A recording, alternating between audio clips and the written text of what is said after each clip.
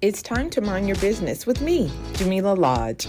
Tune in to find out how to mind your business with BEDC, special guest entrepreneurs, industry experts, and more. Brought to you by BEDC. Bermuda Business starts here.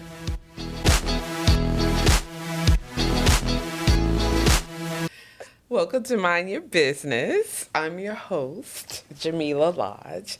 I'm so happy that you're here to talk to me today. Ondreyah Rochester is our Micro, Small, and Medium Enterprise Development Officer, and you're also responsible for managing the Somerset EEZ. So today we're going to be talking about the upcoming expo. Yes. And of course, it's the second annual Somerset Small Business Expo. Mm-hmm. You did it last year. It was rave success and all of that. So let's talk a little bit about why you even decided that a small business expo was necessary. So I always believe when people go into a new year, obviously they have New Year's resolutions. Yes. And it's always in January that we see a peak in client meetings because people wake up and this year I want to start a business. So the idea derived from just that. Mm-hmm. Let's act on it while it's fresh. Mm-hmm. So we decided to host the Small Business Expo so that people can connect with vendors and industry experts to discuss their business ideas in person and get feedback and be able to put a face to a name and make these connections. Okay. So you did it last year, and obviously it was successful. So what was some of the feedback that you got from people who attended the expo? So I must say, last year the expo was heavily attended by males. Did you notice that? Like, I noticed that it was a lot of males. Even this year, I had males messaging me like, "Hey, when is the expo coming up?" And I was like, "Oh, okay." So obviously, it had an impact on people. I think just that people were able to come out and, like I said, connect with these people face to face and also connect with one another. I think that was one of the reasons why we was like, we're going to do this again. Yeah. And for me, I had a chance to speak to vendors and they were like, this is great. Like, we're looking forward to doing this again. And how do we get involved earlier and all of that? And so I think people really do want to be involved in opportunities that allow them to get their products and services out there to people who need it most. So that was from the vendor perspective as well as from the attendee perspective. So what's going to be different with this one? So with this one, we cut down the amount of panels discussions that we have so that we can incorporate a lunch break so that people can actually go eat and have time to separate and mingle. We also have, again, the headshot package where you can get your makeup done and get a professional. That was like, I think, a big hit, right? Yes. So we have that again. The same vendors from last year will be doing the makeup. TS Artistry as well as Slay by Sin will be doing the makeup again. I just think this year would be different because we're touching different discussions on the panel. So every year I want to try to change it to reflect the times that we're going through. Okay. So look, since you mentioned the panel, let's talk a little bit about what topics we are going to discuss. Okay, so obviously this one through and through payment processing will always be standard because we need people to shift mindsets from cash to cashless payments. So that would always be a topic of discussion. We would also be talking to customs about invoicing and consolidating packages just so that businesses know how to prepare paperwork so that they can get their goods on time. And also a new one this year is culinary commerce. Okay. I find that we have a lot of home bakeries popping up and people catering. And for me, I just wanted to be able to provide a platform or a place for people to get the right information. So, you know, if you're going to cook at home, how do you go about getting a commercial kitchen? As well as if you own a restaurant or catering business and you want to get a food truck, how do you go about getting a food truck? How do you get a commercial vehicle? They'll have TCD talking about that. They'll have Trini Spice talking on that panel as well because obviously they have a brick and mortar, but now they've expanded to own a food truck. So just to have that real life experience. And also we love to have the health department to be there to, like I said, discuss the regulations for having a commercial kitchen and also having a health license for a food truck. Okay. I think that's great because I do think that a lot of times we see people who are interested, like you said, they love baking or they love preparing food, but not sure of all of the regulations that are required to be able to do that, right? Yes. And you don't want to make people sick, so you want to make sure yes. you have the right the right approvals, let's say, and permissions in place. And I didn't mention that we also have a panel about digital dialogue. So we'll have our main event sponsor one on that panel, as well as Sentinel Cybersecurity, so that we can talk about cybersecurity for your businesses. Okay, that's awesome. Yes.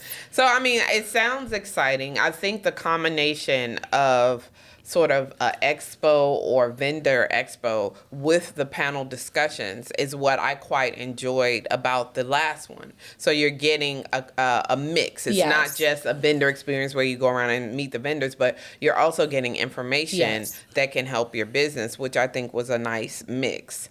Yeah. Now, networking is a key component to the expo. So you mentioned a little bit. Can you talk a little bit more about the lunch break and what kind of networking? What should people be looking to do when they come to the expo? I felt last year, even though it was very informative, it felt like the panels were running over, so it gave less time for people to actually go around to the booths and hold conversations. So this year is more structured. Okay. So you have half an hour panel discussions, and then you'll have a half an hour networking nook. That's what we call it, so that you can actually move around and talk to the vendors and have time to do so. Okay. I also forgot to mention that one addition that I did add this year was to actually include vendors.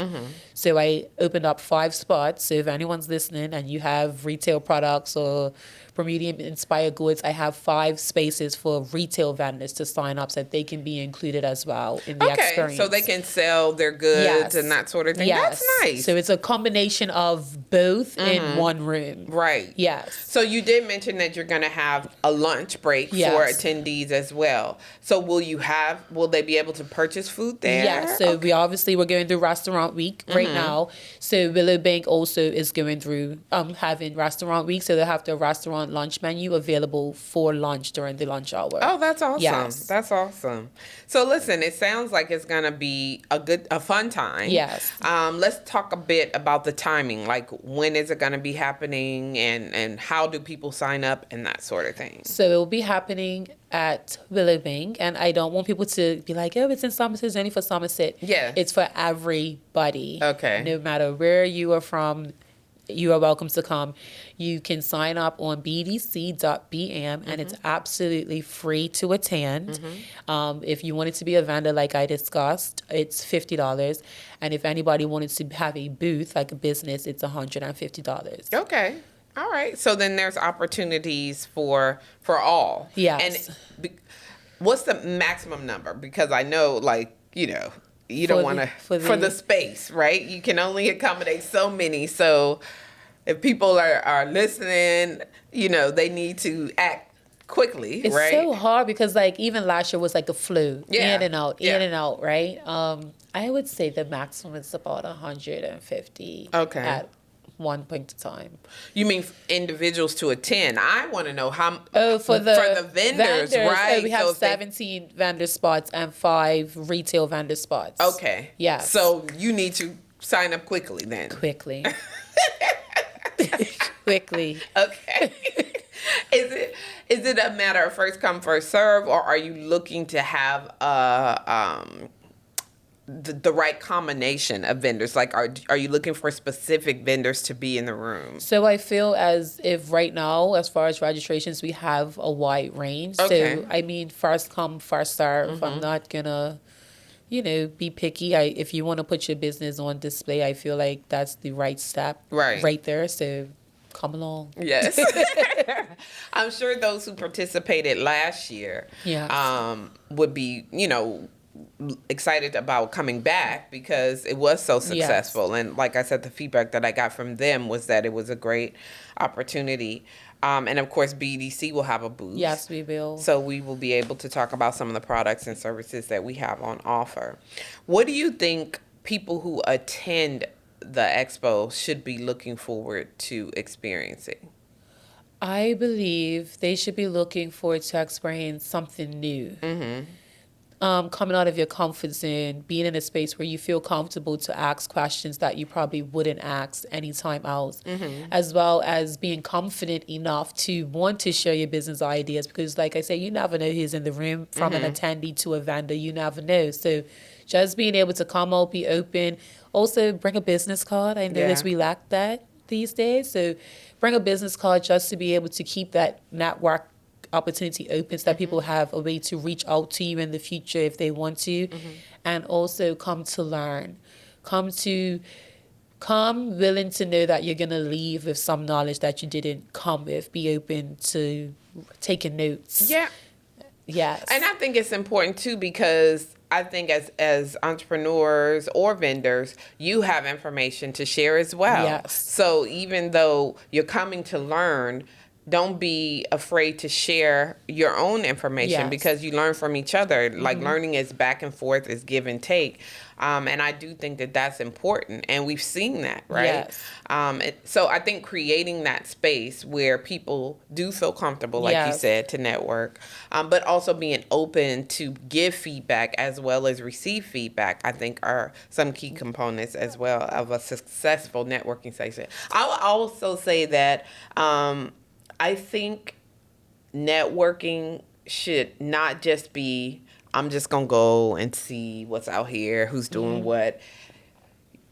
If possible, you should have a plan. Like, you know what I mean? Create some key things that you want to do. Like, I don't know, if you're in the retail industry, maybe say, I want to get 1 or 2 contacts for someone that can help me with payment processing. So give yourself like goals so that at the end of it, you feel like you've accomplished something. And also, not everybody that's going to be coming has a business. It may be an idea, and you know how that goes when you have an idea, you don't want to share, but be open, because you never know the feedback or help and assistance that you may get from just being transparent. It's very true. You know, I think we know that we see people who have their business ideas. They come and meet with you and your unit to discuss what would be required to get their business started. And I think that there's an opportunity for them to do that at the expo, because we'll be there. So BDC, the officers will be in the room. You can have those conversations at the networking event. And then also you can speak to some of the other industry experts that will be needed to help you get your business started. So I think it's a different setting. Maybe it's, you know, a more relaxed, informal setting, I would say. Talk to me a little bit about the photo shoot. Like, why, when I remember last year when you were including, I was like, what in the world? Crazy? Why is she doing this? I don't know. But it was a hit. It was. I just feel that people don't have that professional headshot. We would take a selfie with ourselves looking nice, right? But in the time where LinkedIn is so popular, just having that right image on your website when it's about us or meet the CEO, just having that professional image, I think is so important, because this is a picture you can use for multiple different purposes, right? And I don't know, I'm just in this whole era where businesses need to be transparent. In Bermuda, we hide behind our businesses. I'm telling all my friends, go get a headshot and just come out and say, meet me. I have 5 kids. I like to play sports, just so that people feel connected with who you are as a person, to want to buy into what you're selling, right? So I thought the headshots were absolutely amazing. The women felt so, they was coming out looking all beautiful, and I'm sitting there like, fabulous. I don't feel right now. So I think that people really enjoyed how not only just being able to get the headshot afterwards, but just to feel beautiful about themselves once they exited the headshot room. So I think it's interesting, right? So we're talking about headshots and stuff, and so sometimes we associate that with women. Yes. But you said that it was mostly men that attended the expo. So can they get headshots too? There was men last year that registered, because we have a package that you can just get a headshot only. You don't have to, I don't want the makeup, like you said, make it feel like it's just for women. But last year, men did partake in the professional image package. Okay. So I guess I want to just allow you to reiterate that. So if the people are thinking about it, that they can sign up. And how would they do that? If they want to do that, there's a charge for that, right? Yeah, so they can go on the website, and like I said, even if it's a female and you don't want your makeup done, you can still register for the package without makeup. Okay. And then if you want to register for the package with makeup, that's $120 for the makeup and the images, and just the headshot alone is $60. Okay. And we're not in it to make any money. We don't No, make that's any money from it. We literally pay the makeup vendor, artist and the photographer. Right. Yes. So I think BDC's role is of facilitation, right? Yep. It's facilitating opportunity for you to get the things that you need for your business to succeed. Correct. And I think, like you said, having a professional image, professional look goes a long way in having people respect you as an entrepreneur and as a business owner. And so it is something that you can use going forward. So on that note, what is your feeling about leading with yourself as the brand or the face of your business? Like, I think some people have mixed opinions on that. It's like, I don't necessarily want to be the face of my business. What's your opinion on that? I'm all about transparency. I feel like when I meet the face, it makes me want to buy into that business even more because I feel connected in a different way. Like, I feel like I know you. Right. So I want to buy into you and what you do and what you support. So I personally feel like being transparent with who you are is vital for your business. I think gone are the days where I don't want nobody to know it's me because they may not support me. Because at the end of the day, if they weren't going to support you, they weren't going to support you anyway. Right. So it doesn't make a difference. So who's going to support you is going to support you. And also, when I say putting a face to it, we live in a new society where everything is online, everything is fast, everything you would buy from an influencer, right? Just because you know them from them being transparent. So then why wouldn't we do the same? So that if, people from away are looking at us, we have a professional image to show. Yes. I mean, I would agree. I think in the day, it's gone where you don't know who the person or the owner is because of social media, right? You create profiles for yourself, you create profiles for your business, and that in some instances is how you're going to get your next customers. We're always talking about think bigger, scale your business outside of Bermuda. And I don't think that you can do that if you are not creating if you're hiding, you just can't do that. And I would agree with you. I do think nowadays people, you have so many options to buy the thing. Right? Or to get services. So what is going to separate you from all of the things, right? How do you differentiate yourself? And sometimes that differentiating factor is you. As an individual. I appreciate going on social media and seeing a Get Ready with me or watching a hairdresser transform someone or a fitness instructor or whoever, or someone cooking a dish. I appreciate them allowing us to be able to see them work at their craft. So I believe that transparency is really the way to survive in business. If you're going to hide, you're going to get overlooked because these people that are constantly showing themselves are constantly out there and in your face where when you think about these things, these are the first people that come to mind. Yeah. I do think that that's important. Even though Bermuda is relatively small, so it's like, everybody knows me already. But you never know. Right? You never know. It could be you that could braid my hair and I would not have a clue because you don't talk about it, you don't post it. So I feel like let's show people what you do, what you can do. I don't know. Maybe that's another panel. Because people are like, okay, well now how do I do that? Yeah. You know what I mean? What do I need to do in order to be able to showcase myself in the best light? Because sometimes, you get out on social media and look a mess. So we don't want that even either. Just that type of training, we need to be well-rounded. Because not all the time is it going to be good. Sometimes it's going to be bad. And then because they can connect your face to that name now, that business, you have to watch what happens afterwards. So entrepreneur is a whole 360. we're not always gonna be able to get it right, but I would imagine that that's why BDC is here to at least help guide you and provide you with opportunities to be able to shape you in some ways. Yes. Well, I'm looking forward to it. I hope that people are looking forward to it. Again, let's remind people the dates, the times, and how they should do they have to register to attend? You don't have to, but we would like you to, so we can keep you in our BDC community moving forward, so we can tell you about different events that are coming up, you know? Yeah, so. Speaking of events. Yeah. Since you are you're responsible for managing the Somerset Easy, what are some of the other initiatives that you have planned for the year? Yeah. There's so much things I would love to do, Jay. Do it, girl. Do it. I don't even know if, they tell you don't speak on it so you don't poison it. But no, you're supposed to speak on it so it can manifest, right? Isn't that how you do it? Like even this year, we have Cup Match in Somerset. I would love to see a huge vendor market in Somerset to celebrate Cup Match. I would love to paint the crosswalk red and blue. Well, why not? who we need to talk to do that, so right? So many things, but for Somerset businesses, because sometimes it's hard to be able to reach everybody and get around to everybody and walk about.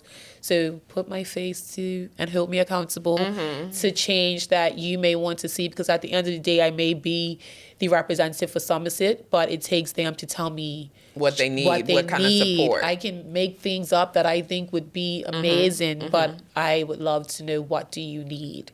Well, maybe that's something that we can include for the expo. Yeah, is maybe like a survey, secret box, like a little secret box, and or people QR just code, just drop QR code, and you say what you want. What you think it needs. As transparently. I don't have to anonymously. Yeah. Right? So that we can try and action it. And that's one thing I think I want to reiterate or communicate, is that really BDC operates, we create programs and products based off feedback we get from the community, right? Yeah. So we have been in this space since 1980, like over 40 years. But things and times change. Right? So needs change. And so I think we do our best to try and get feedback from the stakeholders that we serve to say what it is that they need, right?